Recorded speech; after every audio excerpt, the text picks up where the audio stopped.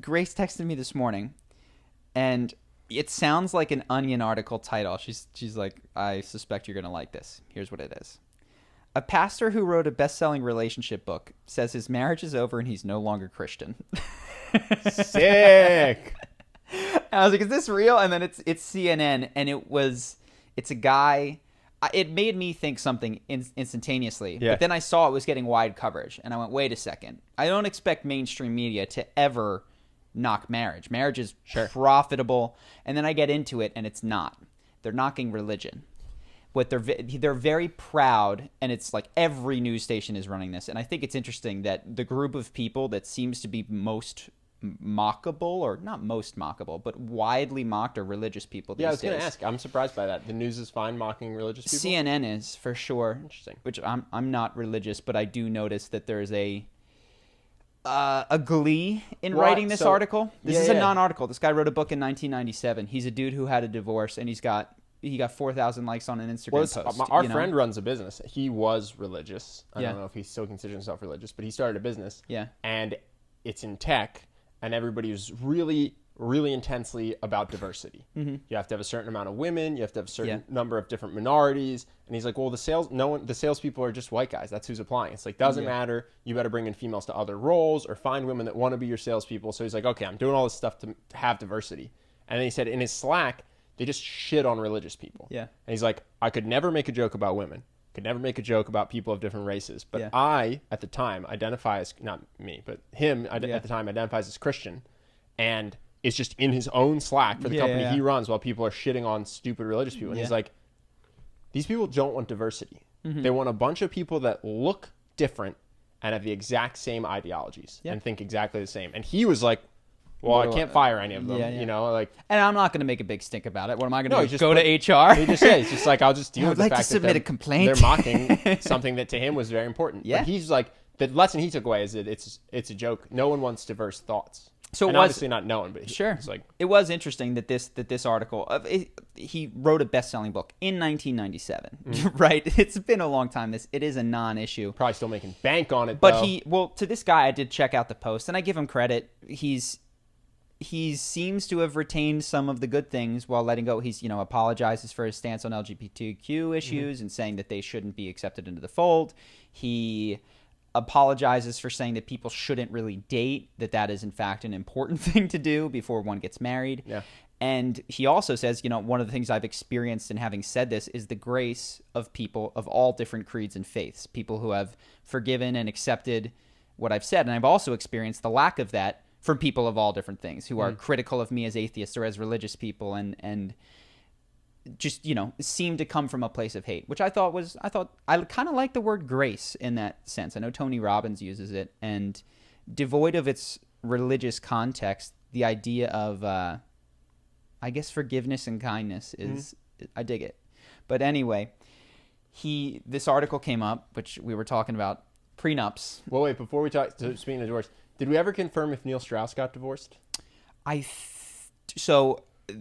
wasn't. He wrote a book. Here's the thing, called The Truth, right? Isn't that interesting? Which was all about monogamy and how successful it is. So he's a best-selling 7-time New York Times author who I believe, and I'm gonna double check this.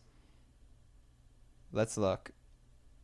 Because it's interesting that they would write about the pastor for getting divorced after writing a relationship book in 1997. Yes, but I think like 5 years ago, Neil Strauss came out with a book that was touting how the truth and went monogamous. How it was all about this monogamous is relationships. Fascinating, man. So I looked but this that up. did not make the rounds. So but when he wrote the book, it made the rounds.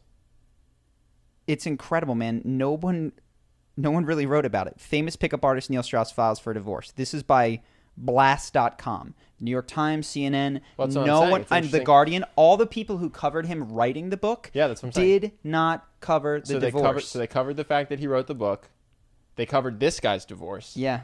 But they won't cover That's fascinating. Neil's divorce. So Can't rock the boat too much. I think he got divorced because it says it in Blast.com and this other random website and, documents obtained. Maybe it's not true. Yeah, I don't know. Maybe they determined it not to be true. No idea. No idea. But wow, I believe that he did because people, at least in forums, are treating it as if it's real. Maybe they were fake news. But it appears to be the case. If it is, which I'm not certain it is, That's fascinating. Yeah. Because when he wrote the book, it was covered a lot. Oh, yeah. That the pickup artist decided to get into a monogamous relationship was... No one wants to cover that he got divorced because of too many cam girls. Yeah. I don't think that's the case, but... So I'll holster it until I can totally confirm. And Angel, I don't know if in the background I don't want to disturb too much, but if you can just try to confirm, did that happen? Was he actually couldn't divorced? Find a reliable source. Yeah, so let's holster, but gosh, if that's the case, it's juicy. It's so juicy. What's the name again? Sorry. Neil Strauss, Neil space Strauss, and just see if it's the case, and hopefully don't type too loud because we can cut your mic feed. But so prenups came up. I was watching an older, not that old, podcast, Tim Ferriss. Yeah, from May, right? With Ramit. Yeah, with Ramit Sethi. And they talked very, very briefly about prenups.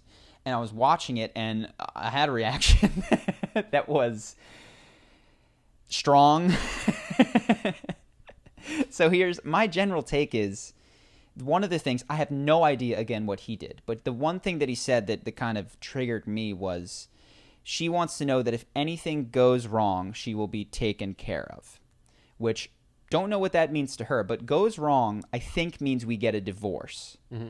And taken care of appears to mean I give her money. Yeah. Which is, I can't believe that. Now, I understand, and I'm glad that the government has put in protections for child payment. I think that you should not be able to dip out on a child that you've fathered at all. And I think that there should be serious, if you jointly make a decision in a relationship whereby one person will leave their career in order to raise your child, they're owed some sort of compensation because they were betting on you being the breadwinner. I'm not certain that that is necessarily the case, but I just had a ton of reactions. That the boilerplate split is 50-50 is wacko to me. Like, I can't imagine that would be the case in any business merger where we just start from an understanding that we're going to go 50-50 no regardless of where people start. And this That'd is be sick, though, wouldn't it? If we could just merge with Amazon and be like, listen, we'll go 50-50. Yeah, we're just going to talk. We're both companies. We're both companies. and I get that. I don't know. I wonder what kind of incentive that sets up, and also what it says that a person wants to be taken care of. Like, if I get divorced, let's imagine that I marry an heiress, and I decide that I don't need a job while I'm with her, and we get divorced. I expect to have to get a job again. Sure. I expect to have to produce. Like, why would that person afford me the same lifestyle that was about being with them while I was not with them? It seems crazy to me. And again, I have to make clear that I think that people should be compensated when they make sacrifices jointly based on an agreement that you're going to be here to provide later. But man, I don't know. I don't know what's going on specifically with them. It just seems a little bit. It's all funny. I don't have any answers, but I was surprised at how arduous that task is. You both have to hire lawyers. It's months of negotiation. I thought you just sit down and you're like, hey, what do you think's fair? Here's what I think's fair.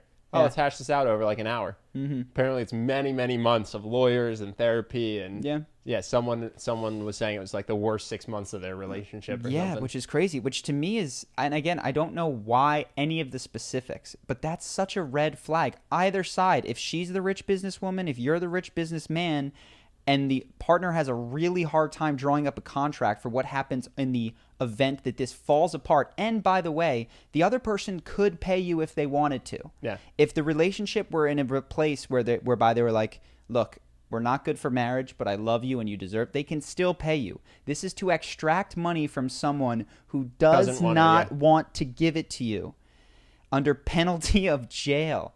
And it has nothing to do with guy or girl. It's I don't know, man. I was just shocked that was the standard reaction and that was acceptable. And I was imagining myself. Tim I thought Tim handled it very well. Tim Ferriss, he was not challenging in the sense that he wasn't aggressive, but he did. He was like, I don't understand why people get married. He literally asked me, he's like, why are you getting married? Yeah. Which I thought was a good question. It's well, like, why are you doing this? Again, like, why don't you just date and have a kid? Exactly. And Ramit said, I think he's like, fair enough. He's like, yeah, this is mostly my family, the way I was raised, coming from my parents. Yeah. He talks often about he has a very stereotypical family, Indian upbringing, and he says that has affected why he works so hard. He's pretty honest. He's like, yeah. I got stuff from my parents, like we all do. Yeah. He's like, this is why I work so hard. This is why I'm getting married. Interesting. So that I see. You just said something that made me think. You were talking about how Tim. What was the first thing that you said? Tim was like, why don't you just date and have a kid? Oh.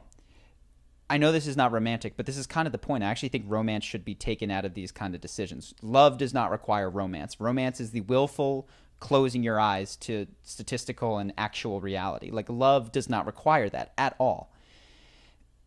If someone came in non-romantically to a business offer and was like, I want this much money, and you're like, well, we're not going to give you that, you would not negotiate with them. You would just say, we're not going to hire you.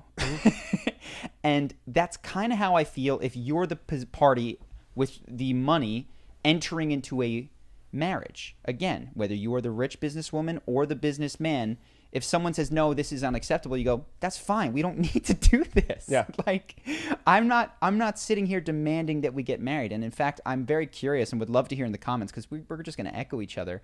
What is the appeal of marriage in 2019? I don't honestly get it. And I mean that not in a... Tax break. You get to visit the person in the ER. Okay. What else you got? I don't know, but I mean this genuinely. I'm not, this is not a point that I'm trying to make in a veiled way. I would love anyone in the comments that thinks differently to let me know what is the purpose of this. Is why we need people to call in. I would love to have someone to flesh this perspective go live out. And then have call-ins. Yeah. I don't even want to debate it. I just want to hear it because I don't understand it. I think there's a sense that that's just what you do. Yeah. You know, that's when you find someone you love, that you marry them, and it's a commitment. You know, relationships are hard, marriages are hard. My parents are very happily married, but they'll say that there are times where things are not easy. And when you're married, you're ostensibly in it, you know? So it's like, okay, we're having friction. Let's figure it out. Yeah. Now, divorce does change that a bit, because now you just have a more difficult breakup. But you can break up. But it is a pain in the ass. Yeah. But that, I think, is what some people would say is the advantage of marriage. Is you're committing. You're like, I'm not going to do this breakup. It's going to cost me a lot of money and a huge headache. And it's not an option on the table. So when we have shit that goes bad, we're going to figure it out. I think that is... Well, and I don't know the answer to this, does the divorce cost one party? I mean, I guess it's our money at this point, but somebody's feeling like they're losing. It seems like a zero-sum game in a divorce. It's going to cost somebody a lot of money, and somebody's going to gain a lot of money. Yeah. So it's not actually incentivizing that. It's incentivizing one person, right? Tell me if I'm doing the math wrong. No, you're right. It's zero-sum. So I don't get it. It's a commitment that incentivizes one person to become independently wealthy if things break down. Yeah. What? It's sick. It's awesome. So, but the other thing is, and it's not always the case that there's such a disparity, I think. And that's the other thing, is that if two people go in with relatively similar incomes, they both have careers that they continue to pursue, the financial ramifications might not be so stark. Sure. And normally a prenup doesn't say the person gets nothing. It just says what the person gets. Exactly. It says we're not going to do 50-50. We're going to do this. Yeah. So anyway, I honestly, rather than talk to you, because we would just sound like an echo chamber, let's get someone else in here. I would love to get another opinion. A caller? On the topic. A caller. Figure out the tech. I want to make this like a radio show. Yeah. Let's do it. Live stream it, and then we'll have to wear our headsets. But have people call in. Maybe Skype in to the computer. We'll figure it out. This is not a podcast talk. Any other interesting stuff before we hit the news? Well, just to finish because I looked up Neil Strauss, and the closest to a reputable source I could find was The Blast, like Ben had mentioned. Yeah. And it doesn't seem to have any sources. It just says a court document obtained by The Blast. Got it. So who knows? We'll put that one on pause. We'll do some digging. We're going down to the courthouse to try to figure this out. Only because I'm interested if it is the case that it hasn't been covered. That's really what interests me more than anything. Because I think that says, if it's the case, I'm surprised the pastor got covered. It's a story that they want told, I think. That religion is stupid?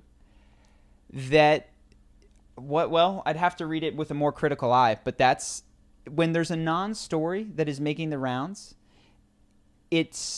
Yes, it simultaneously confirms things that the readers of that outlet would like to think and feel about the world, and it serves the agenda of the people spreading the media. So I actually think that could be a really interesting article to try to understand what CNN is after these days, because it's not newsworthy in the slightest. Money. Yes. They're after money. That's a good guess.